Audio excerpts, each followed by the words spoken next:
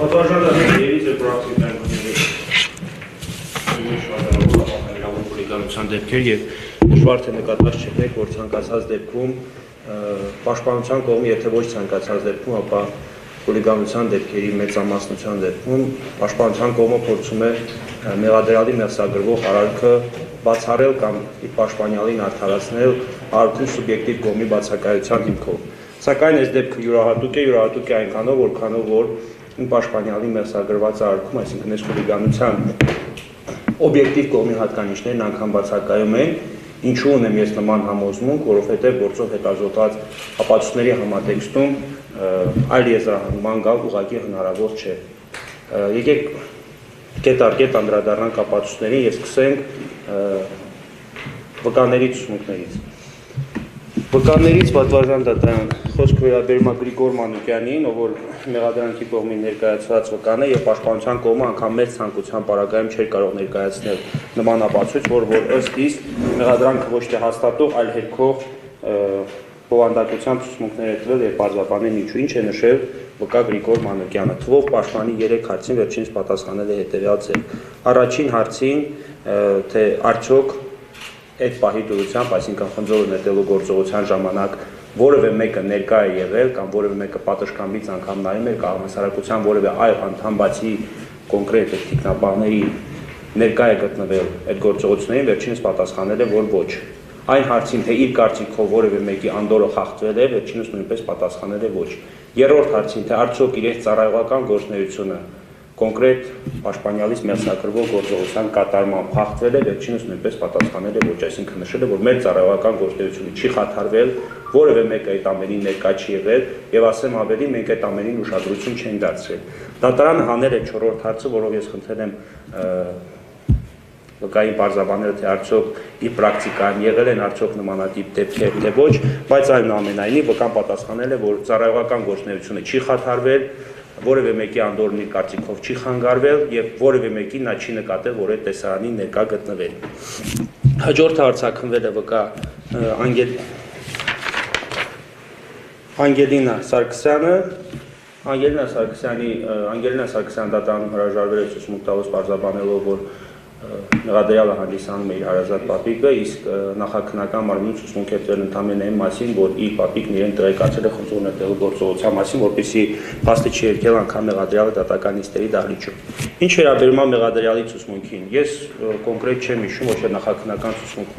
նախաքննական ցուցմունքից է վերջինս հետևում, որ խնձոր նետելու գործողությունը կատարելով վերջինս ասել է իմ համար միևնույն է, թե ում կկպնի։ Կոնկրետ դատարանում այդպիսի բովանդակության ցուցմունք վերջինս չի տվել, ասել է, որ ես որևէ մեկին վնաս պատճառելու նպատակ չեմ ունեցել։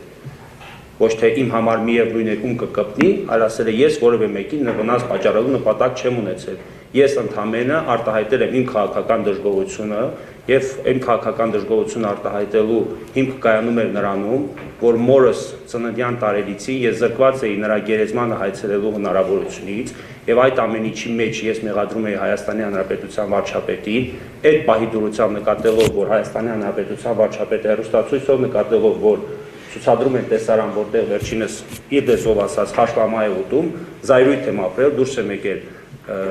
ծխելու, նկատել եմ վերջինիս եւ որպես քաղաքական դժգոհություն ես նետել եմ խնձոր։ Խնձորը վերցրել եւ նետել եմ, դրանով արտահայտելով իմ քաղաքական դժգոհությունը։ Ավելին վերջինս պարզաբանել է, որ դրանով ես նպատակ եմ հետապնդել ցույց տալու այն, որ վերջինս իրեն մի քիչ մեղավոր զգա Արցախի հանձնման գործում, ես կրկնում եմ մեղադրյալի ցուցմունքը։ Մեղավոր զգա Արցախի հանձնման գործում եւ որևէ մեկին դրանով վնաս պատճառով նպատակ չեմ հետապնդել։ Այո, վերջինս նշել է, որ իր գործողությունների հետևանքով իր կարծիքով ինքը չի տեսել, իր կարծիքով թիկնապահները անգամ պարկել են գետնին, բայց կոնկրետ այդպիսի բովանդակության ցուցմունք չի տվել, այլ ընդհանրապես արտահայտել է իր կարծիքը, այսինքն այդ կապակցությամբ վկան հստակ նշել է, որ մեր ծառայողական գործունեությունը ընդհանրապես չի խաթարվել։ Պատվարժան դատարան, հիմա մեղադրյալի մեղսագրված արարքի փաստական նկարագրությունը երբ որ կարդում ենք, այսինքն ուսումնասիրում ենք մեղադրական եզրակացության եզրափակիչ մասը, ինչ է նշված։ Ալբերտ Նիկոլայ Արոստամյանը հասարակության նկատմամբ անհարգալից իրավական եւ բարոյական նորմերի նկատմամբ բացահայտ արհամարական վերաբերմունք ցուցաբերելով 24 թվականի օգոստոսի 23-ին ժամը 19:30-ի սահմաններում ՀՀ վարչապետ Նիկոլ Փաշինյանի ուղղությամբ շքամուտի պատշգամբից խնձոր է նետել, այդ կերպ համագործակցության կանոնների ցուցադրաբար անտեսմամբ խախտել մարդկանց անդորը։ Ես նախաքննության ամենասկզբնական փուլից ներգրաված էի եւ միջև հիմա այլ հանդիսանում եմ մեղադրյալի պաշտպանը, ես խնդրում եմ մեղադրանքի կողմը ինձնից հետո նաեւ ելույթ ունենալով նշի, թե կոնկրետ ինչ փաստական տվյալներով է ապացուցում կա, որ խախտվել է որևէ մեկի անդորը, այլ որ նշում է խախտվել է մարդկանց անդորը, այդ ում անդորն է խախտվել։ Եթե անգամ մեղադրանքի կողմի ներկայացրած վկա, մասնավորապես Գրիգոր Մանուկյանը նշում է, որ որևէ մեկը այդ տեսարանի ներկա չի եղել, բացի թիկնապահներից որևէ մեկը այդ տեսարանի ներկա չի եղել, մեկ, երկրորդը թիկնապահների ծառայողական անգամ գործունեությունը ոչ թե անդորը չի խախտվել։ Ավելին վերջինս նաև նշել է, որ իր կարծիքով որևէ մեկի անդորը չի խախտվել։ Մեկ, երկրորդը հասարակության նկատմամբ անհարգալից իրավական եւ բարոյական նորմերի նկատմամբ բացահայտ արհամարհական վերաբերմունք ցուցաբերելու արարքի եւ փաստական նկարագրի հիմքում դրված հանգամանքներ իմ համար եւս անհայտ մնաց։ Այսինքն կոնկրետ իմ պաշտպանյալը ինչ արել, քաղաքական դժգոհություն է արտահայտել եւ այդ քաղաքական դժգոհության արդյունքում արձանագրում են, որ հասարակության նկատմամբ բացահայտ եւ անհարգալից եւ արհամարհական վերաբերմունք է ցուցաբերել։ Այդ պայմաններում ես պետք է հիշեմ եւ վկայակոչեմ քրեական օրենսգրքով երևի ամենահիմնարար սկզբունքներից մեկը օրենքի առջև բոլորի հավասարության սկզբունքը, այսինքն խտրականության արգելքը։ Եվ այս կապակցությամբ իմ մոտ հարց է առաջանում, թե արդյոք իրավաչափ է իմ պաշտպանյալին արձակագրված մեղադրանքը, եթե խուլիգանություն օրինակ կարող է արտահայտվել նաեւ քիչ առաջ մեղադրանքի կողմեր վկայակոչում Վճռաբեկ դատարանի որոշումը, որտեղ Վճռաբեկ դատարանը նշում է, որ խուլիգանությունը կարող է դրսևորվել նաեւ ժեստերով կամ արարքներով, ընդ որում այդ ժեստերն ու արարքները պետք է ուղղված լինեն հասարակության անորոշ շրջանակներին, ոչ թե կոնկրետ անձանց։ Ես եւ լուսանկար եմ ցանկանում հրապարակել եւ մի դեպք հիշեցնել, որ հանրության համար բոլորի համար հայտնի է։ Այ օրինակ այս դեպքը պատվարժան դատարան դատախազության կողմից տրված պաշտոնական պարզաբանման համաձայն այս մասով անգամ քրեական վարույթ չի նախաձեռնվել։ Սա խորհրդարանի խոսնակի մոր կողմից հասարակության անորոշ շրջանակի նկատմամբ արհամարհական եւ վիրավորական ժեստի ցուցադրում է։ Մեղադրանքի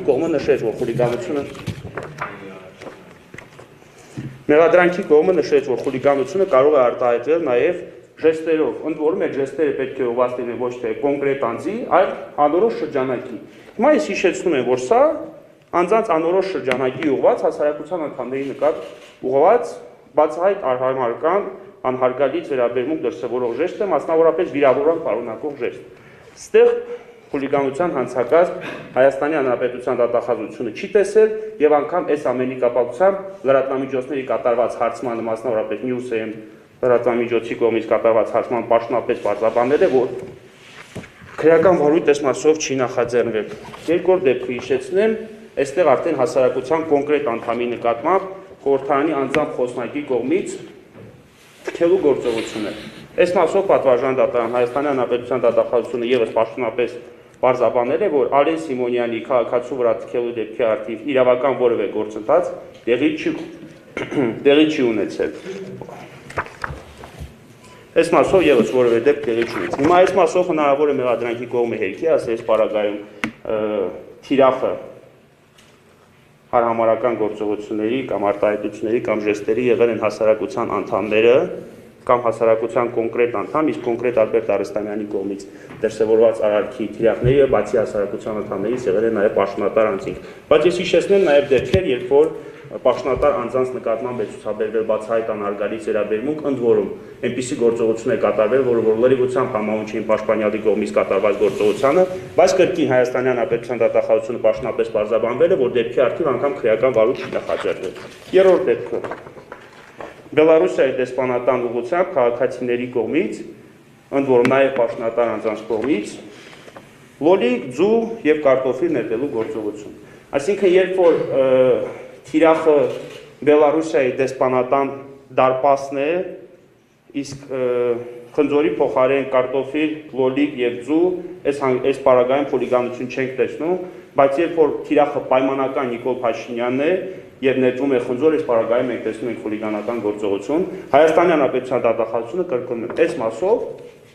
խուլիգանություն հանցակարգ չի տեսել եւ նշել է, որ այս մասով քրեական վարույթ անգամ չի նախաձեռնել։ Այստեղ արդեն թիրախը պաշտոնատար անձինք եւ պաշտոնատար անձանց կողմից ծավալվող գործունեություն։ Եվս դժգոհություն են արտահայտել Բելարուսիայի կողմից վարվող քաղաքականության վերաբերյալ, Հայաստանի Հանրապետության նկատմամբ վերաբերվող քաղաքականության վերաբերյալ։ Իմ պաշտպանյալը դժգոհություն է արտահայտել Հայաստանի Հանրապետության իշխանության կողմից արցախցիների նկատմամբ վարված քաղաքականության վերաբերյալ, մինչ այդ վարված քաղաքականության վերաբերյալ եւ շարունակվող։ Չորրորդ դեպքը պատվարժան դատարան Հայաստանի Հանրապետության իշխանության ղեկավարը, ինչպես հարգարժան դատախազն է նշում, խնձորի թիրախը բացահայտ մուրճով, հա,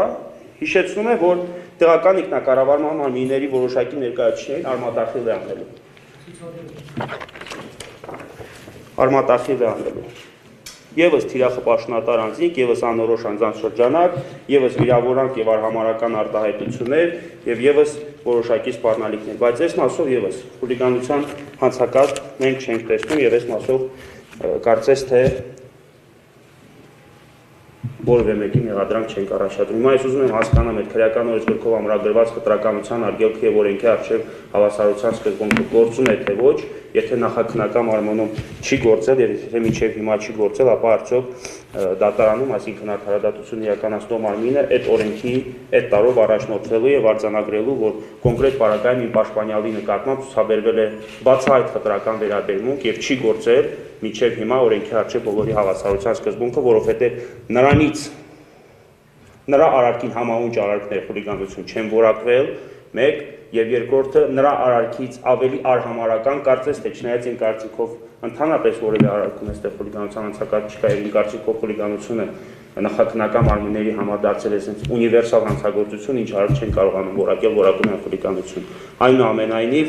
ես կարծում եմ, որ հասարակության որևէ անդամի նկատմամբ թքելը ավելի բացահայտ եւ ավելի անհարգալից վերաբերմունք է, քան խնձոր նետելը։ Ես կարծում եմ, որ վիրավորական ժեստ պատշգամբի ցուցադրելը, բացահայտ ցուցադրելը հասարակության անորոշ շրջանակների նկատմամբ ավելի վիրավորական եւ արհամարական է եւ ավելի է խախտում բարոյական ու իրավական նորմերը, քան որևէ մեկի ուղղությամբ խնձոր նետելը, մանավանդ այն պարագայում, երբ որ իմ պաշտպանյալը հայտարարում է, թե ինչպիսի հանգամանքներում եւ կոնկրետ ինչ շարժառիթներից ելնելով է վերջինս նետել խնձորը։ Հիշեցնում եմ մոր ծննդյան տարելիցին, վերջինս տարհանված բռնի տեղահանված լինելով հանդերձ չկարողանալով այցելել իր մոր գերեզմանատունը, հայտարարել է, որ դուրս է եկել պատշգամբ ծխելու, այդ ընթացքում նկատել են Նիկոլ Փաշինյանի եւ խնձորը նետել, որպեսզի վերջինս հասկանա, որ ես դժգոհություն ունեմ իր վարած քաղաքականության նկատմամբ։ Ասում է, որ միջև հիմա էլ ջղայնացած եմ, ասում է, որ խոսքով դժգոհությունը չի արտահայտել, որովհետեւ գտնվել է 9-րդ հարկում եւ դժվար թե դա իր համար լսելի լիներ։ Խնձոր նետելով նա ցանկացել է իր համար տեսանելի եւ լսելի դարձնել քաղաքացու կողմից դժգոհությունը իր կողմից վարված քաղաքականության նկատմամբ։ Այդ դրա պատճառով վերջինս նետել է խնձոր, այլ ոչ թե որոշակի արտահայտություն է կատարել։ Չնայած արտահայտության կատարումը կարող է ավելի շատ խախտել մարդկանց անդորրը, քան թե կոնկրետ խնձոր նետելու գործողությունը։ Նշել է նաև, որ իր ներկայությամբ Հայաստանի Հանրապետության վարչապետը իր մոտից 2 մետր հեռավորության վրա գտնվելով հայտարարել է, որ Արցախը Հայաստանը եւ վերջ, իսկ հիմա հայտարարում է Արցախը Ադրբեջանն է եւ վերջ, եւ դրա պատճառով նա հոգեկան զայրույթի վիճակում կատարել է այդ գործողությունը։ Ինչպես մեղադրանքի կողմն է մեջբերել Վճռաբեկ դատարանի որոշումը, ես երևի թե նույն Վճռաբեկ դատարանի որոշմանն եմ հողում կատարելու,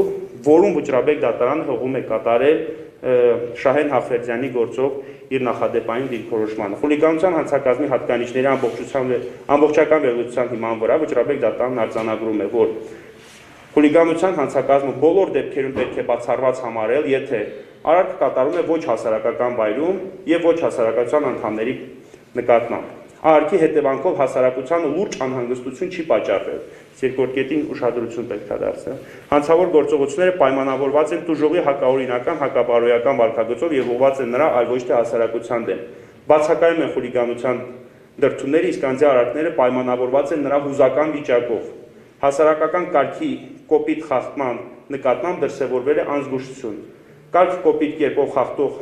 անձի արարքը համընկնում է քրեական օրենսգրքով արգելված մեկ այլ արարքի հետ եւ այլ դրդումներով կատարված հանցանքը չի վերաճել հասարակական կարգի կոպիտ խախտման։ Պատվարժան դատարան այստեղ հատկապես ուշադրություն պետք է դարձնել A եւ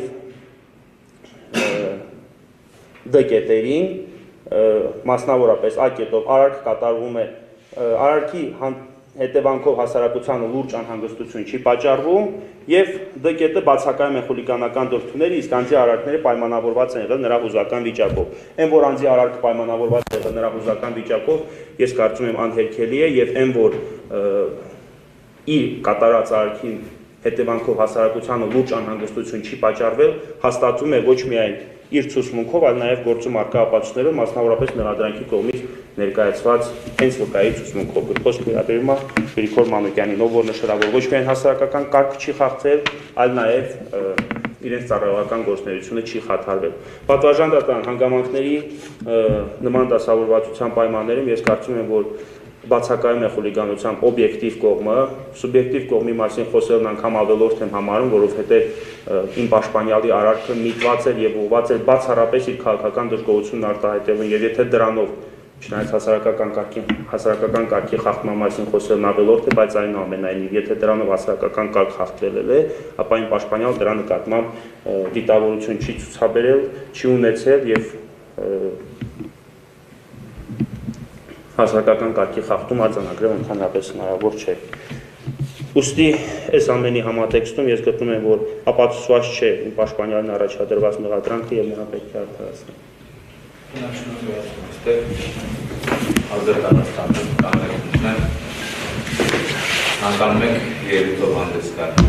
Չէ, բոլոր կիսակցիանալ է հաստաբային հետ համանիտ։ Չէ։